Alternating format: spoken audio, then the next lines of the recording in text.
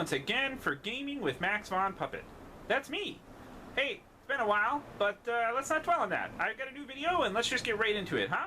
So today, as you can see, I'm going to be talking about a great little card game. It's one I've been wanting to talk to you guys about for a little over a year now, and I finally got a hold of a copy of it, so now I can talk to you about it. It's called Red Dragon Inn. It's a fantastic, fun card game made by a company called Slugfest Games. You can see there at the bottom of the box. Basically the premise is this. You are a member of an adventuring party, a fantasy adventuring party a la Dungeons & Dragons or Pathfinder or Hackmaster or whatever your favorite fantasy game is, and you've just completed your latest quest. And now you're back home in the inn, ready to spend your hard-earned loot. On what, you may ask? Well, of course, you're going to be spending it on drinking and gambling. That's right, drinking and gambling are the two big things in this game. That's what you do. You spend your money and you drink. And the object of the game is to be the last person standing with cash left in their pockets. I just love the premise for this game. It's just hilarious. It's a lot of fun. You can see by the artwork on there that it's just a great fun game. I really love I like the artwork. I love the aesthetic of it. I love how it's clearly a fun, jokey game. And one of the other things I like about it is that even though drinking is an important part of the game, unlike Drunk Quest, say, no actual drinking is required, which is great for me because I don't drink. I'm not a consumer of alcoholic beverages. Nothing against people who do consume alcoholic beverages. That's great for you guys. It's just not for me. And so, you know, games like Drunk Quest are out for me, as much fun as that game looks. But Red Dragon Inn is in. I can do this game because I don't actually have to drink real alcohol. It's all just cards in the game. So let's just get right into the box and see what the game has to offer and talk about how the mechanics work. Okay, so Red Dragon Inn. There's the box again right there.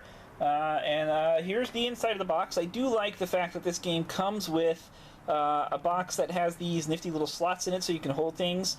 You can see right here some of the tokens. There's a lot of these money tokens. They don't really quite fit in the one slot, so you have to spread them out a little bit. But honestly, I don't think that's a big deal.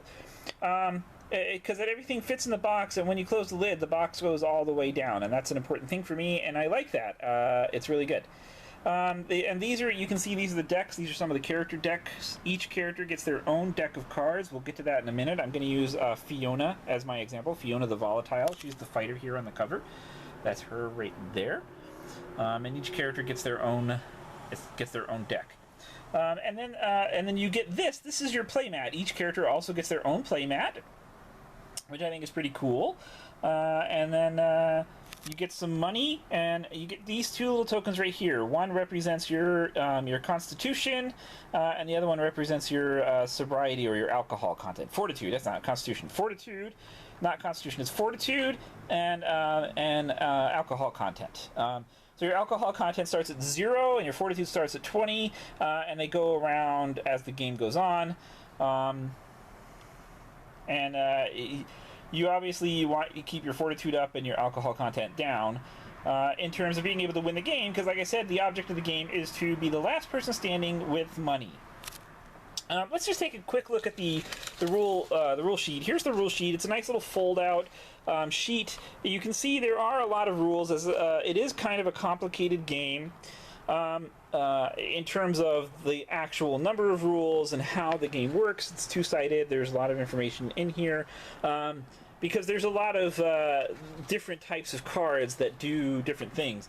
But what I will say about this game and the rules in it is that once you get going, once you figure out the basic mechanics of the game and you start getting going in the actual play of the game, it's pretty easy to keep things moving at a good pace. It doesn't bog down with lots and lots of extra rules that take time to figure out how it works. A good game should take you probably about an hour to get through. With 4 players, anyway, that's been my experience with 4 players. And that's a good amount of time, in my opinion. I like that. A 4-player game takes about an hour to play, and it's a lot of fun, and everybody enjoys themselves, and nobody feels like they're sitting around doing nothing for a really long period of time. It's a good game. It's a lot of fun that way. So let's get into some of the mechanics. So the game starts, everybody starts with their own deck. So each character, whoever you're playing, has their own deck. And you get that character's deck. So I'm going to use Fiona as my example. And then you start the game with 10 cards, and like I said, your fortitude starts at 20 and your alcohol content starts at 0. And you can see on the sheet, it gives you your turn order right here. You can see right there, your turn order. You start by discarding a card and then drawing a card. Then you can take an action, then you buy drinks, and then you drink. And then you'll see up here you have places to put your cards. So there's your deck spot where your deck goes, the discard pile, and the drink me pile. This is where your drinks go before you drink them. And there's a special drink deck. You probably saw it earlier. That's the drink deck with the drink cards in it. The cards are really cool. Let me see if I can find an actual drink. There we go. There's an actual drink. Troll Swill. That sounds fantastic, doesn't it? And then you can see there, it's got a mug, and it's got a heart. The heart represents fortitude. So if you drink the Troll Swill, you actually lose a fortitude. And you gain an alcohol content. And then on the bottom it says, just close your eyes and chug. That's the only way, because it's Troll Swell, right? Like, that's the only way to do it. So anyway, you'll get drinks over the course of the game, and you have to drink them as you go along. Some characters are better at drinking than others. For example, Fiona has a really good, a lot of cards that reduce her alcohol content or prevent her from taking more alcohol content as the game goes on, despite drinking. Whereas other characters, like for example Deidre, the princess, that's the priestess. I mean, that's the elf girl here. She's kind of a lightweight when it comes to alcohol, but she has healing abilities which recover her fortitude really well. So that's actually kind of cool. So the game works like this: you draw your hand from your card. Everybody starts with, I think it's 5 cards in your hand? 7 cards in your hand. You start with 7 cards in your hand. You might think I've never played this before the way I'm talking about it. I promise I've played, I swear. So you start with 7 cards in your hand. So your hand limit is 7, and then you discard your cards until you're down to 7. If you have 7 or less, you can if you want to, but you don't have to. And then you draw a card from your deck. And then you get to take an action. So actions there are action cards. Let me see if I can find a good action card. They're colored, usually, or they'll say action on it. Well, I'm not finding one right away. Let's... Well, what you got... Oh, here we go. Action... this one here. So it says... Hey, no more chainmail bikini jokes, right? Because you're playing the female warrior, right? Pick another player, and they lose 4 fortitude because you smacked them around for making that chainmail bikini joke. So you can play that, and that's your action, and that takes over the rest of the game. Or this is another action card. This is a good one. You can start a round of gambling.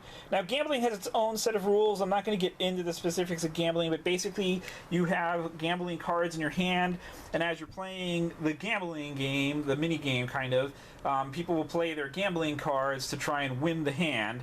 Everybody who's playing has to ante up, and you have to play unless you have a card that prevents you from playing, that lets you get out of playing. And so you play the cards, and you get you can win money. You're going to lose money though. And again, some people are better at gambling than others. Gurky the Sneak, for example, is pretty good. That's the little halfling rogue down there.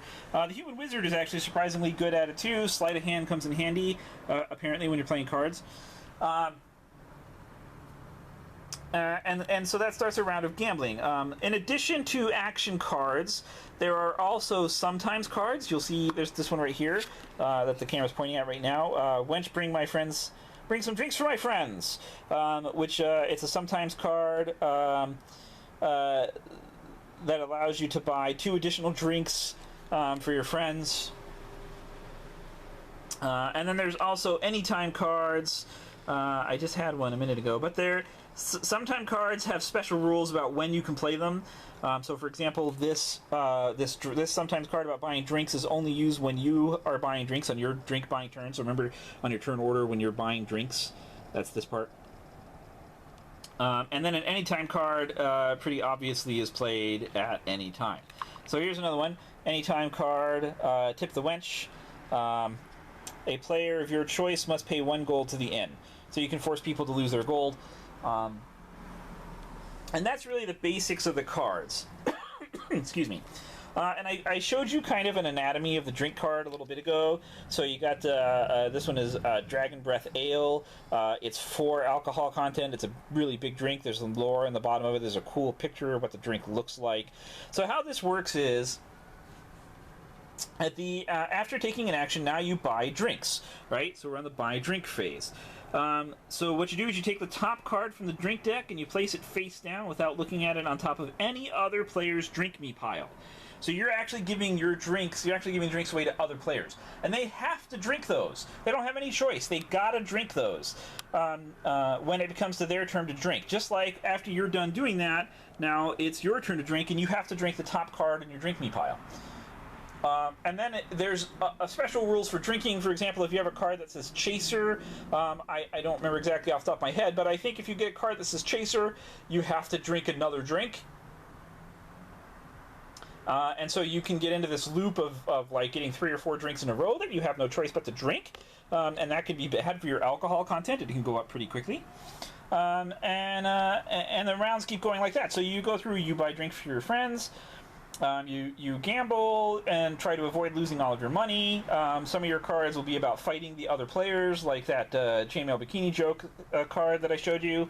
And that'll lose your fortitude. And I can't remember the specific rules about whether or not you're passed out. I think if your alcohol content is a certain amount higher than your current fortitude, you pass out. If it's higher than a certain fortitude level, if it's a certain number higher than your fortitude level, you pass out. I'm pretty sure that's the way it works.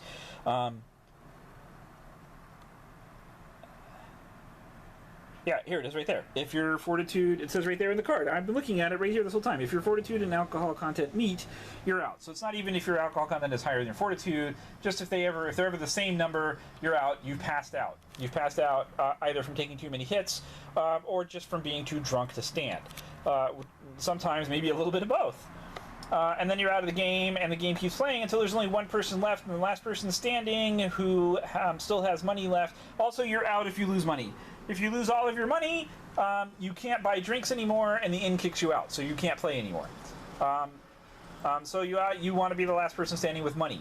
And that's the basics of the game. As you can see from the rulebook before I showed you earlier, it's got a lot of rules in it. It goes into a lot of extra content about gambling. There's special rules about gambling. There's special rules about drinking.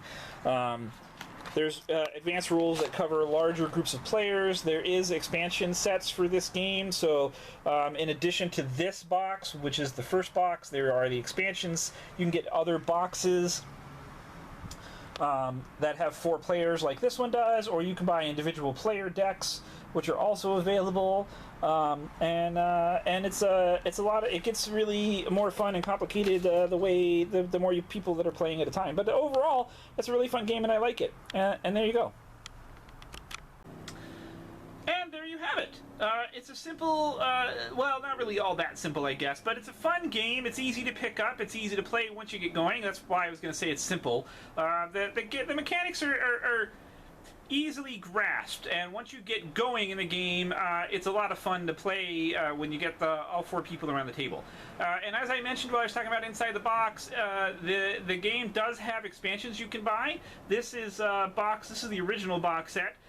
There are other box sets like this that have 4 of the players. I believe there's at least 2 other ones. Plus there's individual expansions that have just individual characters. So you could expand this game up to include a whole bunch of people sitting around the table playing all at once. I wouldn't really recommend getting beyond 6 personally. The most I played was with a game of 8, and that got really long and complicated. So 6 is the most I would recommend playing with. 4 is a really good number. It's a good, quick game, less than an hour, and I like that. You know, from previous videos I've said I don't like playing games that take longer than an hour. I don't think a board game or a card game should really take that long. It should just be quick and fun. But I do love this game. I highly recommend it. It's worth the money. I don't think you can pick it up in stores, but you can pick it up probably at conventions, which is where I got this one. You know, I'm wrong. You can pick it up in stores. I bought it from a store at a convention. You can also pick it up online. I will have the links to where to pick it up online below. But you can definitely pick it up in a number of different locations, and I highly recommend getting it. It's totally worth the money. It's a lot of fun, and especially if you're like in between games, like your D&D game just ended, you know, bust out the game and play. It's just a lot of fun.